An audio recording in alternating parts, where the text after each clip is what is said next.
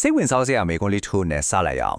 ရှေးခေတ်ကအသိပညာတွေကဒီနေ့ခေတ်အရှုပ်ထွေးဆုံးပြဿနာတွေကိုဖြေရှင်းပေးနိုင်တဲ့ဆိုရင်ဘယ်လိုလုပ်မလဲဒီနေ့မှာလေရှေးအောင်ကျန်းစာတစ်စောင်ပြတဲ့ဘာဟီတီကတ်တုတ်ထဲကနေကျွန်တော်တို့ရဲ့မျက်မှောက်ခေတ်ဘဝအတွက်တကယ်ကိုအသုံးဝင်တဲ့လမ်းညွှန်ချက်တွေကိုဘယ်လိုရနိုင်မလဲဆိုတာအတူတူကြည့်သွားကြမှာပါအခုခေတ်ကလေတရင်အချက်လက်တွေကလည်းတိတ်မြနေ့စဉ်ဘွားဖိအားတွေကလည်းတစ်ဖက်ဆိုတော့ဒီလိုရှုပ်ရက်ခတ်နေတဲ့ခေတ်ကြီးတွေမှာကျွန်တော်တို့အားလုံးခေါင်းထဲမှာပေါ်လာတဲ့မေးခွန်းတစ်ခုရှိရဲ့အဲ့ဒါပါလဲဆိုတော့ငါတို့အတွက်လမ်းမှန်ကပေးရလဲဘယ်လိုရှာမလဲဆိုတာပါပဲအထည်ကလေထင်အောင်ထင်မထားတဲ့နေရာမှာရှိနေပါတယ်အဲ့ဒါကတော့လွန်ခဲ့တဲ့နှစ်ပေါင်းထောင်ချီကလေးကရှိခဲ့တဲ့ရှေးဟောင်းကျမ်းစာတစ်ခုဘာဟီတီကတုတ်ထဲမှာပါပဲအော်ဆရာပဲနော်ကဲဒီလောက်ရှိကြတဲ့အသိပညာကကျွန်တော်တို့ရဲ့ဒီနေ့ခေတ် digital life တွေကိုဘယ်လိုလားပြပေးနိုင်မလဲဆိုတာကြည့်လိုက်ကြရအောင်ဟုတ်ပြီဒီနေ့အဓိကလက်လာသွားမယ့်အကြောင်းအရာတွေကတော့ဒါတွေပါပဲဆုံးဖြတ်ချက်တွေအတွက်စံနှုန်းတစ်ခု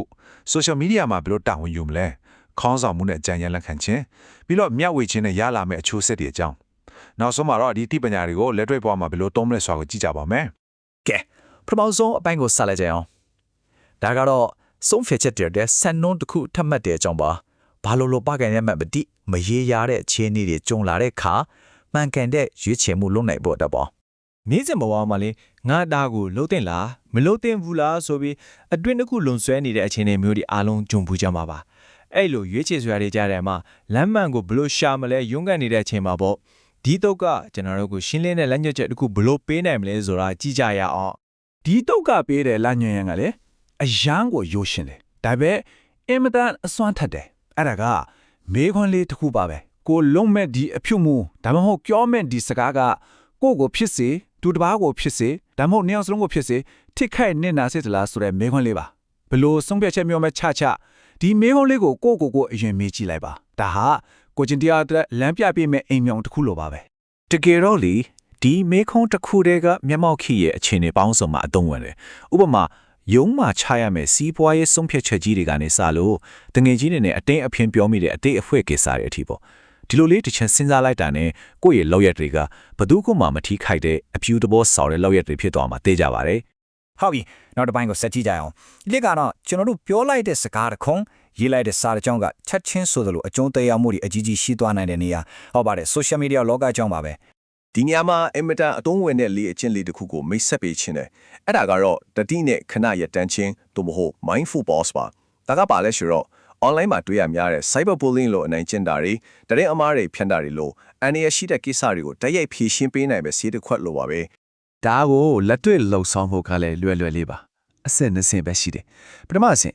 ကိုက post တစ်ခုမတင်ခင် comment တစ်ခုမရေးခင်ဒါမှမဟုတ်တစ်ခုခုကို share မလုပ်ခင်မှာခဏလေးရပ်လိုက်ပါဒုတိယအဆင့်ကတော့ကိုမေးခွန်းလေးဖြန့်မိခိတာပါငါလောက်လိုက်တဲ့ဒီအရာကတစုံတစ်ယောက်ကိုစိတ်ဆင်းရဲစေမလားဒါမှမဟုတ်အစိုးမြင်စိတ်တွေအမုန်းတရားတွေကိုပိုတိုးပွားစေမလားဆိုပြီးတော့ပေါ့ဒီလိုခဏလေးရပ်ပြီးစဉ်းစားလိုက်တာက online ကဘာကိုပိုကောင်းတဲ့နေရာတခုဖြစ်လာအောင်ကူညီပေးနိုင်ပါလေကဲနောက်ထပ်အသိပညာအထူးကတော့ခေါင်းဆောင်မှုနဲ့ပတ်သက်ပါတယ်ခေါင်းဆောင်ကောင်းတီကိုဘယ်လိုဖျောက်လုံးမလဲဆိုတဲ့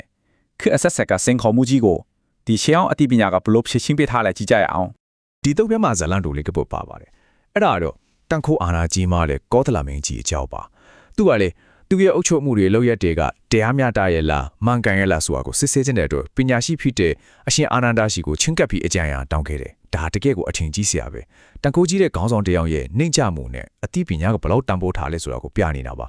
ဒီရှိခေတ်မင်းရဲ့လောက်ရက်ကဒီနေ့ခေတ်ခေါင်းဆောင်မှုအတွက်အရေးကြီးတဲ့မူတစ်ခုကိုမိမောင်းထိုးပြနေပါတယ်အဲ့ဒါကတော့အကြံဉာဏ်နဲ့အတော်ပွင့်လင်းမှုရှိချက် openness to feedback ပါပဲဆိုတော့ဒါကသူတစ်ပါးရဲ့အကြံဉာဏ်ကိုနားထောင်လို့စိတ်ရှိတာဟာအားနည်းချက်မဟုတ်ဘူးတကယ်တော့အကြီးမားဆုံးသောအားသာချက်တစ်ခုပဲဒီလိုခေါင်းဆောင်မျိုးရှိတဲ့ဖွဲ့စည်းကပိုပြီးခိုင်မာတိုးကျက်နိုင်ပါတယ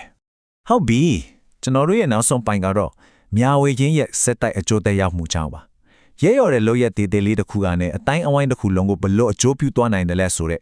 န်အော့စီယာအကြောင်းကိုလေ့လာကြမှာပါဇလန်လေးကဒီလိုပါအဆင့်တစ်ဘယင်ကအရှင်အာနန္ဒာကိုသင်္ကန်းအတစ်တစ်ထဲလူလိုက်တယ်အဆင့်နှစ်ပြီးတော့ဘယင်ကပဲအကြံပေးတယ်အရှင်ဖျားရဲ့သင်္ကန်းအဟောင်းကိုတခြားယဟန်တစ်ပါးကိုဆက်ပြီးလူလိုက်ပါလာတယ်အဆင့်သုံးအဲဒီလိုနဲ့ပဲအဲ့ဒီယဟန်ကလည်းသူ့ရဲ့သင်္ကန်းအဟောင်းကိုနောက်တစ်ပါးကနောက်တစ်ပါးဒီလိုနဲ့မြားဝဲချေရဲ့တန်တရားကွင်းဆက်ကြီးတစ်ခုဖြစ်ပေါ်လာခဲ့တာပါ ဒီရှေ့ခက်ကညံပညာကမြန်မာခေတ်ရဲ့အယူအဆတစ်ခုနဲ့တိုက်ရိုက်ကိုဆက်ဆက်နေပါပဲအဲ့ဒါကတော့ secular economy လို့ခေါ်တဲ့တရားစာတာတွေကိုအလဲကျပြန်တုံးတဲ့စနစ်ပါပဲပစ္စည်းတစ်ခုကိုတုံးပြီးတာနဲ့လွှင့်ပစ်လိုက်တာထက်ဆိုင်လိုအပ်နေတဲ့နောက်တစ်ယောက်စီလက်ဆင့်ကမ်းလိုက်ခြင်းကပိုပြီးအကျိုးရှိစေတယ်တစ်စက်ကူလုံးကိုအကျိုးပြုတယ်ဆိုတဲ့သဘောတရားပါပဲ ကဲဒီလောက်ဆိုရင်အသိပညာတွေကိုလစ်လာပြီးသွားပြီအခုရေးကြီးဆုံးအပိုင်းရလာပြီဒီစွမ်းထက်တဲ့အတွေ့အခေါ်တွေကိုကျွန်တော်တို့ရဲ့နေ့စဉ်ဘဝထဲမှာဘလို့လက်တွေ့အတောင်းချကြမလဲ ကဲဒီနေ့ကျွန်တော်တို့ရလိုက်တဲ့မြန်မာခေတ်ဘဝအကလက်နက်ကရိယာလေးတွေကိုပြန်ကြည့်လိုက်အောင်ပထမတစ်ခုကအဆုံးဖြတ်ချက်တီအကရိုးရှင်းတဲ့စီးမင်းလေးတစ်ခု